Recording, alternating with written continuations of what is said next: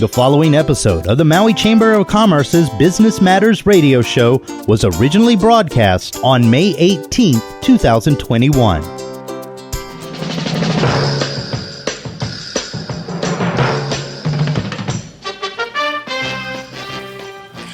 Aloha and welcome, Maui, to the Maui Chamber of Commerce's Business Matters radio show, sponsored by Mokulele Airlines and Sherry Reeve Gallery and Gifts. I'm your host, Pamela Tumpop, president of the Maui Chamber of Commerce, and today we're going to cover restaurant revitalizations and how restaurants have pivoted, challenges our state has faced during COVID and the recovery process, and hear from a local manufacturer right here in Wailuku, Maui Fruit Jewels. But first, I'd like to welcome from Hawai'i Restaurant Association Executive Director Sheryl Matsuoka. Sheryl is a local gal, graduate of Kalani High School, happily married and a mother of one. Her professional background includes working with the National Utility Contractors, Honolulu Executives Association, Hawaii Jewelers Association, that reminds me, I'll have to talk to you about that later, Sheryl, and Toshiba Business Solutions, but now she is the Executive Director of Hawai'i Restaurant Association, here to talk to us about what's been happening in the restaurant world. Good morning, and aloha, Sheryl. Good morning. Thank you so much, Pam, for having me on. We're so thrilled to have you with us today. You know, for those who are not familiar with HRA, Hawai'i Restaurant Association, can you tell us a little bit about the organization's mission and give us an update on the Restaurant Revitalization Fund that's come out with funding from the federal government? Sure. The Hawai'i Restaurant Association is the voice of Hawaii's food service industry. And we represent all restaurants, all islands, and including all of the suppliers and farmers and fisheries that support our food service industry. The Restaurant Revitalization Fund, Pamela, as you know, the President Biden signed the fund, the $2.7 billion fund, on March 11th. The first 21 days were given priority to food service businesses that were women-owned, veteran-owned, socially and economically disadvantaged small businesses. And we call it the RRF, just to shorten it up, opened on Wednesday, May 3rd. And in the first 36 hours, Pam, more than 186,000 applicants had submitted their application into the portal.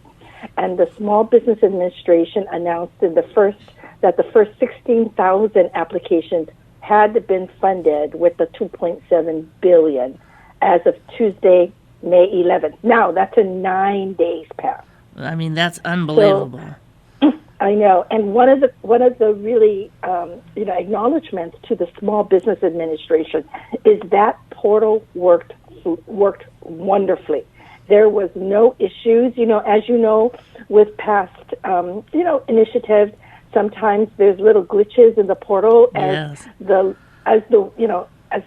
platform gets overloaded with 16,000 applicants or 186 applications being submitted all at once.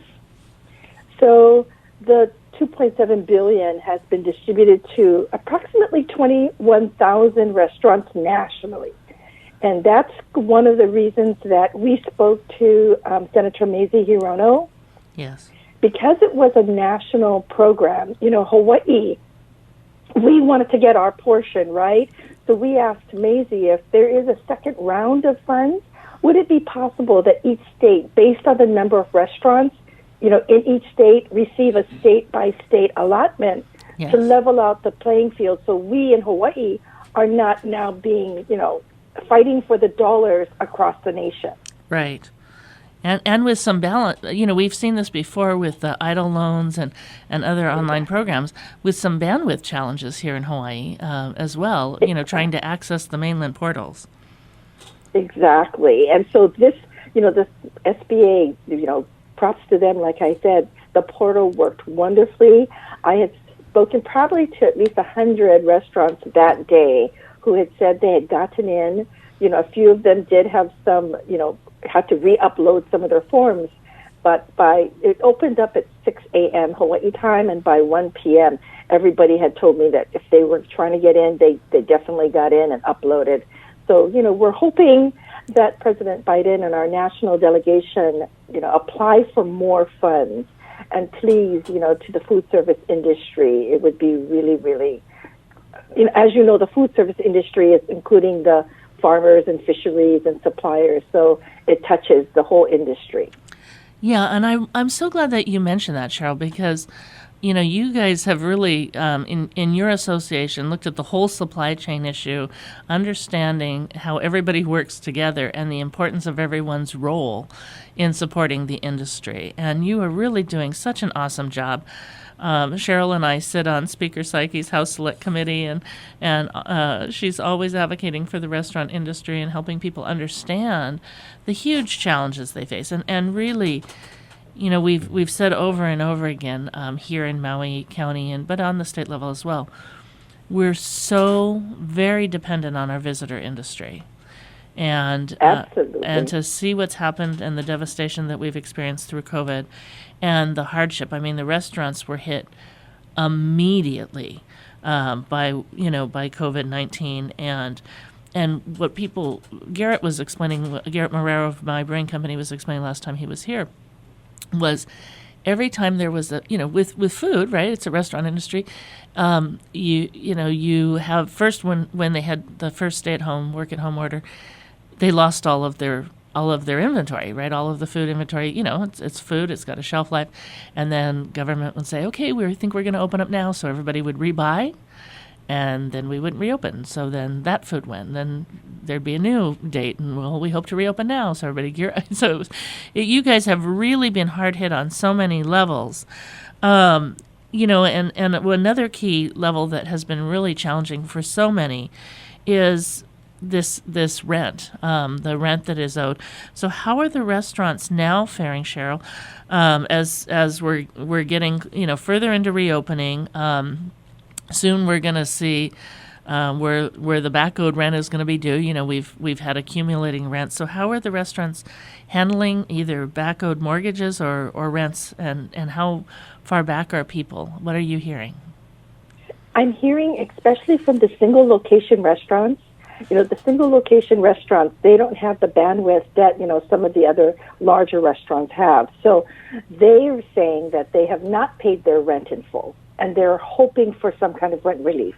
On Oahu, there's a group working with Ryan Tanaka, with Mayor Rick Blangiardi, hoping that if there are federal funds that may assist our local businesses, and when I say local businesses, it includes restaurants, retail, or any type of commercial business, right, that they would get some kind of rent relief. I've heard from the single location restaurants that most of them are just paying partial, and they pay whatever they can, considering that there was very little income up till this year, April. Right. It was still very difficult for them, right? But restaurants have seen an increase in sales during, April 2021, which was spring break. Right. And in May, a slight increase, especially with Mother's Day. But, let's remember that COVID left a huge hole in our sales in 2020. So even though we've seen a slight increase in sales in the last 2 months, right, it does not make up for the huge hole COVID left that we're still digging ourselves out of. Right. So some of the ideas on how your listeners may support the whole food supply chain is by purchasing a gift card. If you have a graduation, Father's Day, or birthday, purchase a gift card from a restaurant. Gift cards help the restaurants provide jobs, provide more sales to the whole food chain. And as we get back, hoping that we get back someday to the 2019 sales numbers, our restaurants want to continue supporting local. Yes. And that's the key. Yeah. And really they always have, and I'm so glad that you're talking about that, because again, and I highly encourage everybody, to buy gift cards. The other thing we tell the people on Maui, and I'm sure this is true on other islands, you need to make your reservations earlier as the visitors are coming back, and we're thrilled. Remember, though, the restaurants aren't still back at full capacity as they used to be. Mm-mm. So, they're still behind the numbers that they used to experience that helped sustain them. But continue to make your reservations early. We know they're busy, which we're thrilled to see them busy. Buy those gift cards. I'm glad you mentioned Father's Day. Father's Day's coming up. Friends' birthdays. There's so many occasions. Thank a neighbor for the great things they did to help you during these times. Everybody loves a restaurant card, and there's been some great restaurant programs during this revitalization period. But we too are working with Mayor Victorino. We did do a commercial mortgage and rent relief for. It wasn't specific to the restaurant industry, but it was specific to all businesses, restaurant, retail, and many others that had back-owed mortgage payments or rents.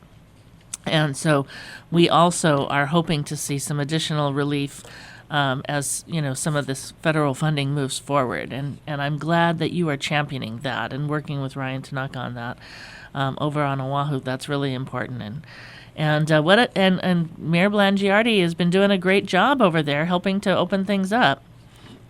Yes, he has. I know that he's made a few announcements on especially sports and spectators attending sports events, so he's really trying to open things up. Yeah, that I'm just watching him as a businessman and coming in as mayor over there. It's been exciting to see the things that he's been doing, and we really appreciate his hard work.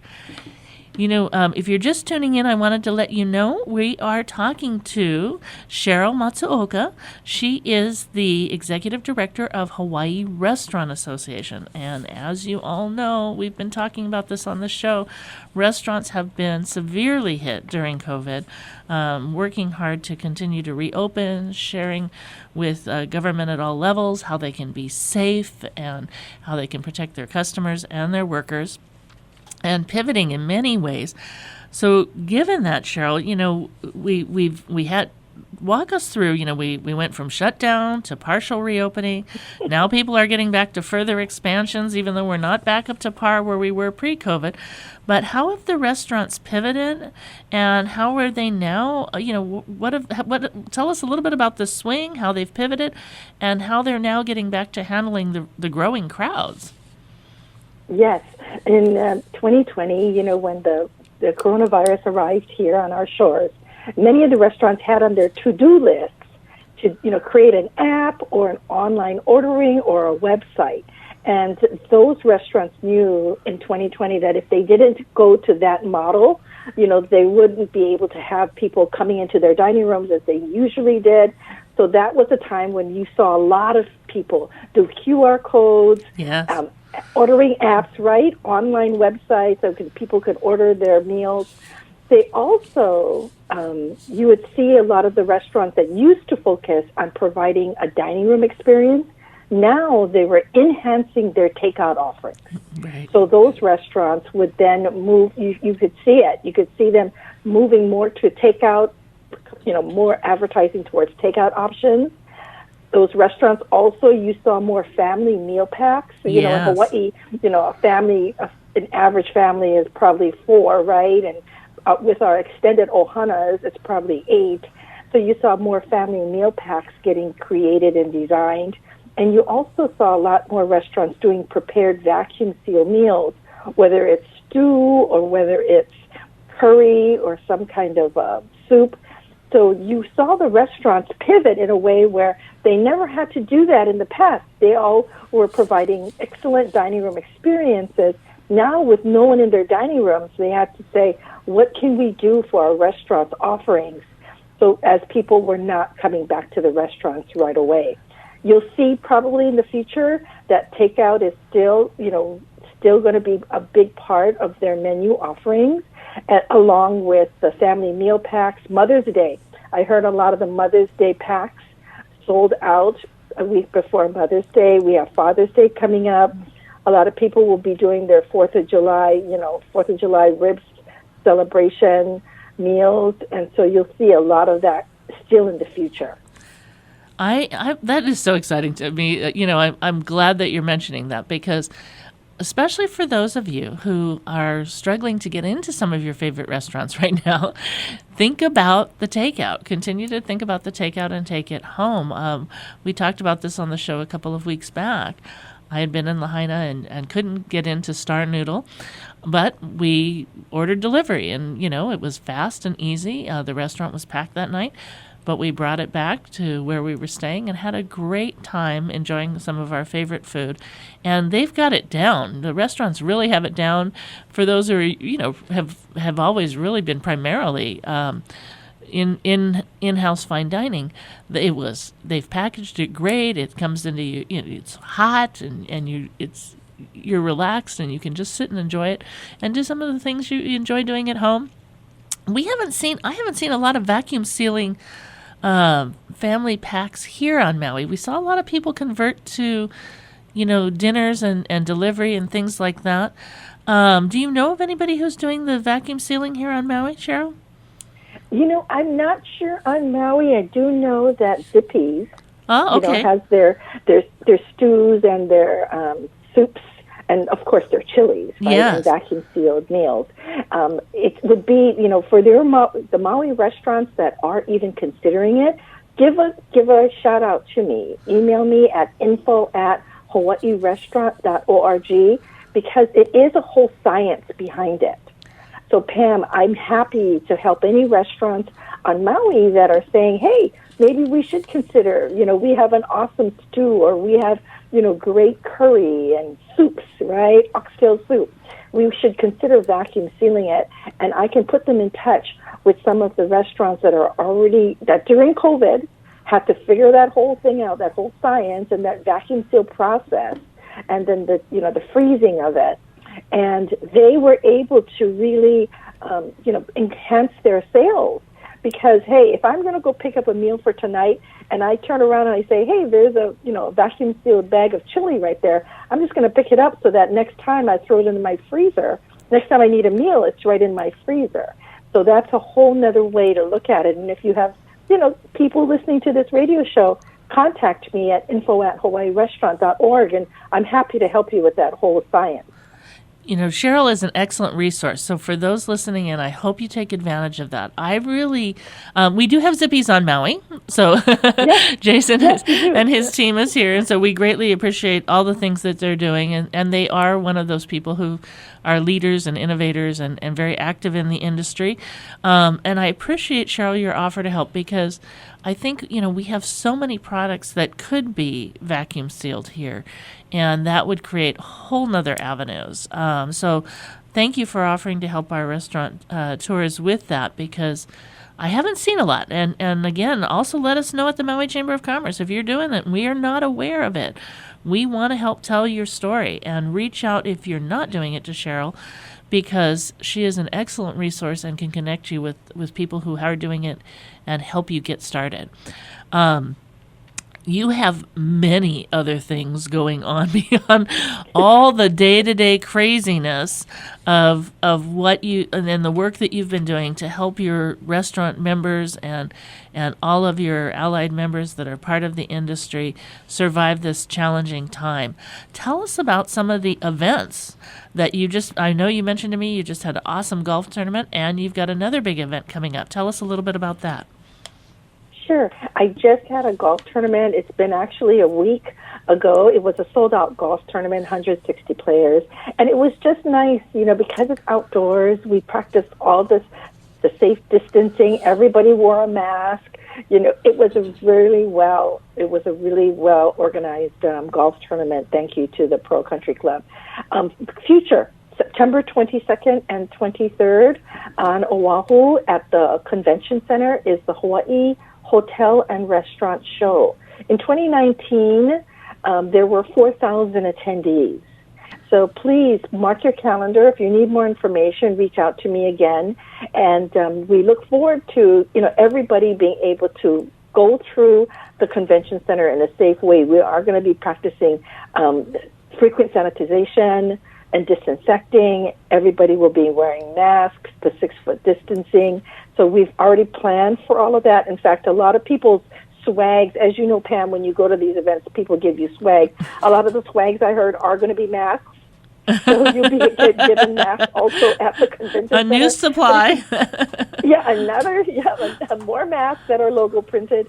But it's a great way to keep updated on what's going on in the food service industry, whether it's a digital app or whether it's, new food sciences. This is a great way to keep in touch with what's going on with all the latest products and services that support the food service industry.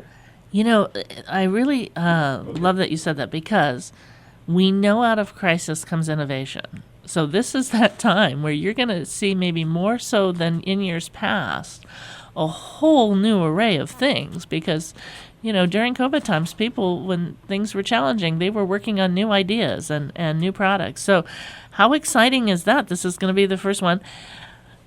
Are you limited in booths this year as a result? I know we're trying to do our annual Made in Maui County Festival. We're hoping to do it live this coming November. But we know that the booth spacing needs to change, and that means that we'll not quite have as many booths as we normally would. Is that true at the convention center, or you guys just have so much space you're figuring out how to expand in different areas? We're currently still designing. As people, businesses are registering for the booth, we're currently designing. We have done it, we are planning to do it a little different, where in the past we would meet in breakout rooms to have speakers.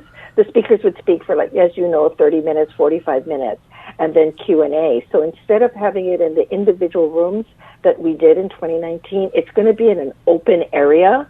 So maybe as you come down the escalator, there's all those open areas, so it wouldn't be in rooms. So we're still designing it. So yes, we still have a lot of booths available. If you are interested, contact me. I can definitely send you the information. And in 2019, we did a trolley pickup, Pam, where certain hotels had a trolley for free, and you would just jump on the trolley. It would bring you to the convention center. Nice. And then in the afternoon, that trolley would go back and they'd give you a scheduled time slot. We're going to do that again.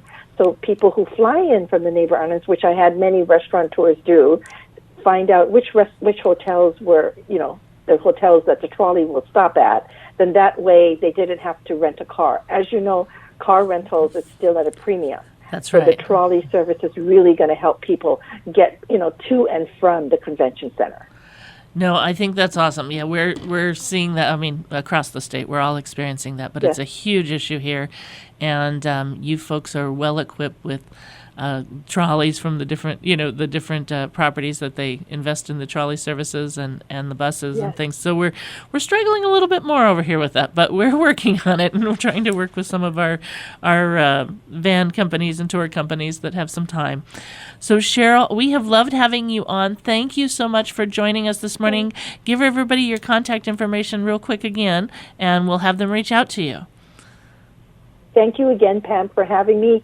My contact information is info at hawaiirestaurant.org. Awesome. Thank you, Sheryl. I look forward to seeing you soon. I'm going to try and come over. I'm going to plan on it now. Thank you. Great. I'm so glad. Looking forward to seeing you, Pam. I'm looking forward to it as well. Have a beautiful day. You too. Bye-bye. Aloha.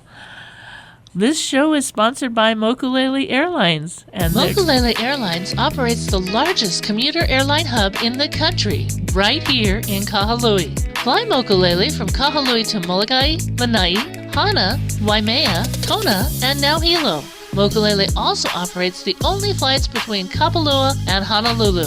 There is never a middle seat on Mokulele, and every seat has a window and aisle. Visit mokuleleairlines.com and take your next flight from the newly renovated Mokulele Terminal. Aloha, and we're back. We would now like to welcome Chief Economist and Division Administrator, Dr. Eugene Tan. He is with the Department of Business, Economic Development and Tourism, Research and Economic Analysis Division. Dr. Tian received his economics degree from the University of Hawaii. His office conducts research on economic issues such as tourism, emerging industries, diversification, our quality of life, technology, energy, and taxation. Can you imagine doing all that research? His team also produces the official statewide short-range economic forecast on a quarterly basis and the long-range population and economic forecast every 5 years. In addition, his program is also responsible for compiling and publishing a widely used book. If you're not familiar with the State of Hawaii Data Book, it's a great book to have with economic data and resources in there to help you plan your business. The Hawaii State Data Center partnership program with the U.S. Census Bureau for disseminating U.S. Census data is also under his supervision. So you can see he's got a lot on his plate. Good morning and aloha, Dr. Tian. I'm so glad to have you with us. Good morning. Aloha. Aloha. Your office looks at statistics across industries and issues, including impacting our quality of life. If you can please share with our listening audience some of the lows that we've seen before spring and some of the changing times that we've seen since spring this year. Yeah, sure. Pam, it's great to hear from you because I see you often. We are sitting on the same committee, House Select Committee on COVID-19 and Economic Recovery. I see you there all the time, and we also, both you and me, sit on the board for Hawaii Economic Association. Yes. So I do see you on our monthly meetings. In terms of the COVID-19 impact, I think Maui County actually impacted the most in terms of the businesses, in terms of job count, is mainly because Maui County is more dependent on tourism. Right. So for the visitor arrivals or visitor expenditures, actually Maui County is accounted for about 30% of the total arrivals and the total expenditures. But Maui County is only accounted for about 12% of the population and about 12% of the GDP, and also 12% of the total payroll jobs for the state. So you can see tourism is more important. Actually, the tourism contribution to the economy, to Maui's economy, is over 45%. So because of the tourism component, the impact is bigger and is more than other counties in the state. For example, when we look at the job count between the April and December, so we talk about those periods, April and December in 2000. We see the job count change for Maui County. It's decreased by almost 1/3. So it's about 33%. The decrease is mainly happened in the industries like tourism-related industries.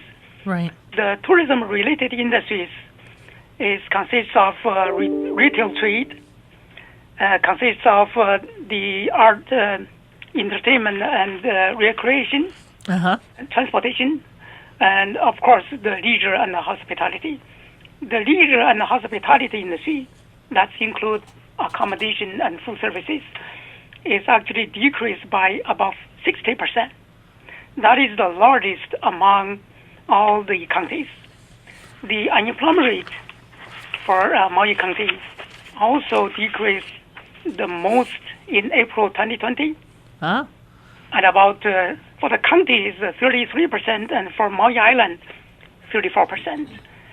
So currently, in terms of the recovery, Hawaii is still the highest unemployment rate in the nation. I think Maui, it might be one of the highest unemployment rate in the country, among the counties in the country.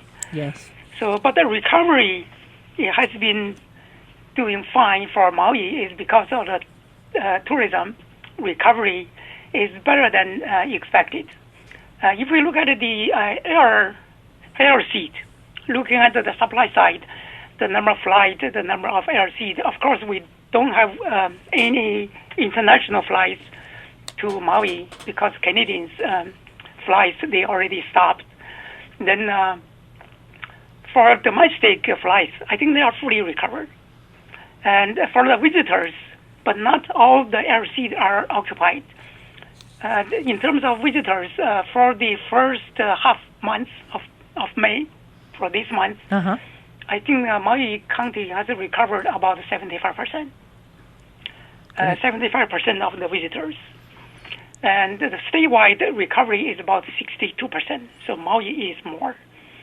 And in terms of the job count, is also the recovery is about 75%. But the statewide, the recovery is more than that. The statewide recovery is 84%. Okay. Yeah. So we are still behind there. Yeah. Maui is still behind the state because of tourism. Yes. Component. Yes. You know, Dr. Tian, I used to say once upon a time before COVID, we used to think the trickle-down effect from the visitor industry, you know, across all industries here in our county, was about 75%. And, you know, when you take in, you know, all of the purchases from ag, and you mentioned all of the different industries that are included, and also the restaurant industry, we were saying, you know, it must really be the trickle-down effect throughout our community must really be closer to over 90% because the devastation ran across the county. And I was panicked in May. I mean, literally woke up in the middle of the night in a panic attack because the May numbers had come out, and I realized we went from being the lowest unemployment in the nation. You know, the May numbers were reflecting, it was May numbers, excuse me. It was the May report that was reflecting April numbers. We went from being in March the lowest unemployment in the nation, then going to the highest unemployment in the nation. And that's when we really had the dawning that, boy, we are the most impacted by tourism throughout the state. Yes, I think that's correct, because between 2015 and 2019, Hawaii was those 5 years, Hawaii was the second lowest unemployment rate.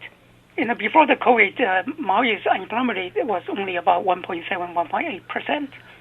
But now even recovered from the 34%. Now Maui is still at about 12.6% as of March. It is still high. In terms of the tourism contribution, it is high. I think it may not be 90%, but it's more than, if including all the triple impact, I'm sure it is more than 50%, more than half. If you look at the two indicators, when we look at the number of businesses by industry, if we look at the businesses in the retail trade, in the tourism-related transportation, food services, accommodation, is over 50%. They are in this business, all the businesses. In terms of jobs, it's also is about 52%. So including the ripple impact, we call the indirect and induced impact, including the spending of those tourism industry workers, it should be more than 50%. That is very high. I think that is the highest in the state. For Oahu, it's only about 12%. Yeah. So Maui is far more tourism concentrated. Yes. Let me ask you another question, but first I want to say to those who are just tuning in, if you're just tuning in now, we are speaking with Dr. Eugene Tan, Chief Economist and Division Administrator of the Department of Business, Economic Development and Tourism Research and Economic Analysis Division.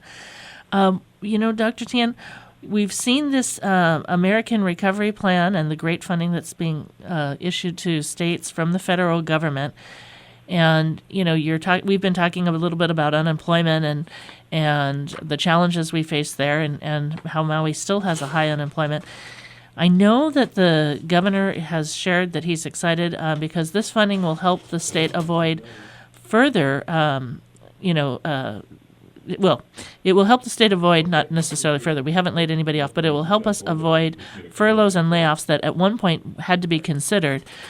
So with that infusion this year, that will help us this year, but we're wondering, as we move forward, how will the budget be impacted, or what are we projecting for the next year when that money runs out? Yes, I think the federal money came to the state really help our businesses and individuals. So you can see our bankruptcy filing. It was a decrease in 2020. Usually in the recession year, of course, 2020 was a recession for most of the countries in the world, and of course for Hawaii state and also for Maui County. But usually during the recession years, bankruptcy filing rocks. But last year, 2020, the bankruptcy filing decreased by 8.6% statewide. For Maui County also is a decrease. And for the first 4 months, statewide, the bankruptcy filing decreased by 11.3%. This is because of the federal money flowing to Hawaii. And as of today, the total amount allocated to Hawaii is about $18.6 billion. Wow. $18.6 billion, that's a lot of money. That's more than the total visitor spending for a year. The total visitor spending for a year is it's about $17.8 billion. So the total money, $18.6 billion, coming to statewide. I don't have a number for Maui because some allocation to the state government and to some agencies, they may spend the money for different islands, but that number is still being collected. There are some specific funds. I see the number about $72 million for certain funds, but the total, I believe, based on the 12% of the population and 12% of the businesses on Maui, I think Maui should receive about, out of the $18.6 billion, Maui should receive about more than $2 billion. And because of this federal money, we see the business in April 2020, on Maui, for example, 67.5% of the businesses were closed. So that means it's only about 32% they were open. But as of today, we did a survey in March this year. Maui, the business opening became 93.4%. But why the unemployment rate is still high is because among the 93.4%, now they are open, the 36.7% of them, they are not fully open. They are only partial open. Right. But when we look at the businesses, they are temporarily closed is 5%. And the businesses closed permanently is 1.7%. And those 1.7%, they are likely to claim for they may file for bankruptcy. Yeah. But the number compared with the last recession is still low. Yes. And coming back to the federal fund, the federal money help the businesses from filing bankruptcy, from closing. But we have a very different phenomena this year. Is because with the federal money, we do see our household have more money because of the stimulus checks, and you can see by stock market. A lot of people investing in market. You can also see the real estate market. Yes. Maui is one of them. It has been booming in terms of sales, in terms of housing price. It has been increasing last year in 2020 and continued in the first 4 months this year. But the income impact will be coming for maybe 3 years. From our economic forecast, 2020 we see a very special year with increasing income in the recession, and we will see an increase in income this year as well, but we will see a decrease in income next year when all the federal money will be run out. Yeah. So then I think there will be some other, if the situation lasts longer, there will be some other federal assistance. I think they will continue to come, some money will continue to come. I think the federal is still considering another round of the stimulus check to come to the residents. So, but for sure next year, in 2022, that money, federal money, will be diminishing, will be smaller. But then I think the good thing is that the business will be, more businesses will open or fully open, because I think starting in July this year, the tourism will be coming back. I think for Maui County, I expect that they will be fully recovered by the end of this year. Fully recovered, I mean that there will be very little international visitors, but the domestic U.S. visitors will be more than the filling the gap of the international visitors, because on Maui, international visitors is about 15%. Mm-hmm. Majority of them are U.S. visitors, but the statewide, 33% they are international visitors. But Maui has more domestic U.S. visitors. If you look at the airline, the flight schedule is almost 100%. I think for the month of May, it's 100% recovered. We are adding flight from United, and next month there will be more flights added to all the islands, including Kahului, from Southwest.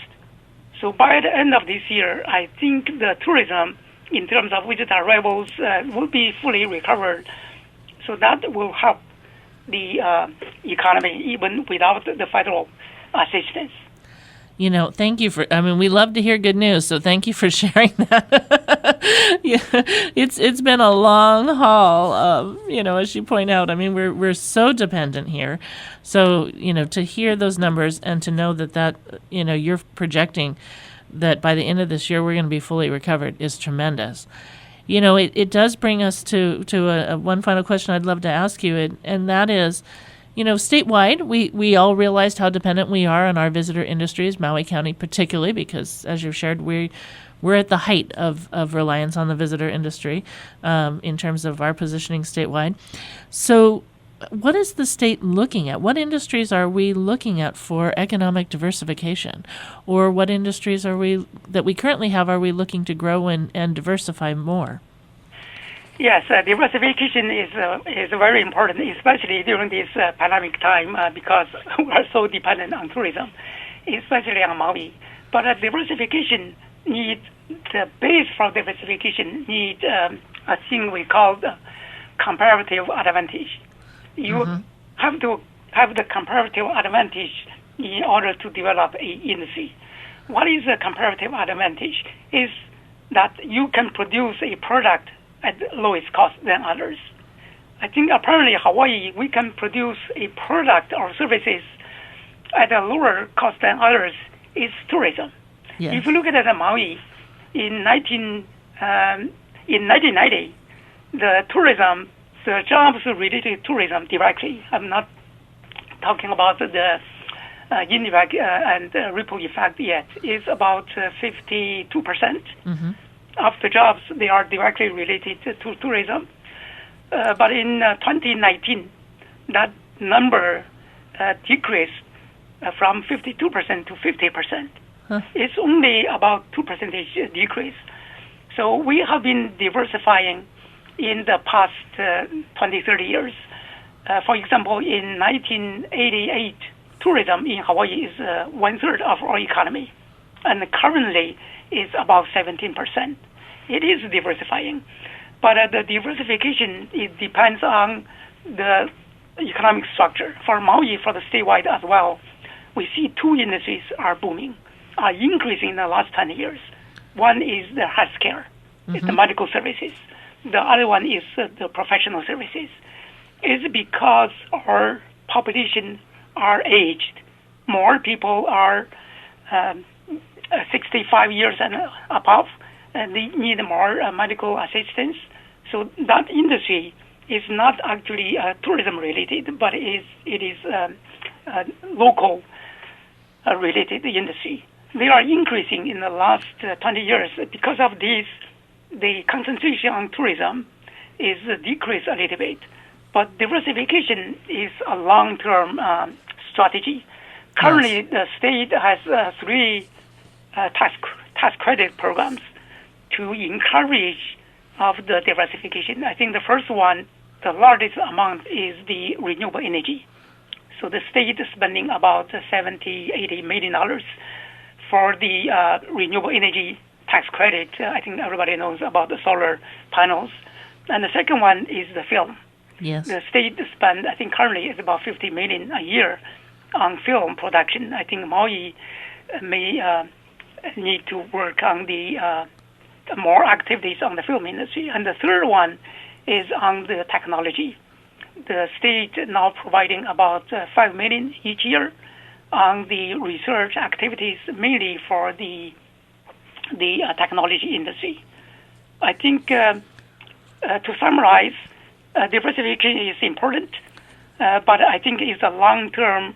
We cannot see the results in the next 5 years, even 10 years. Right. It has to be a long-term strategy. Yes. Dr. Tian, I could talk to you for days. You're such a wealth of information. I just wish we could keep going.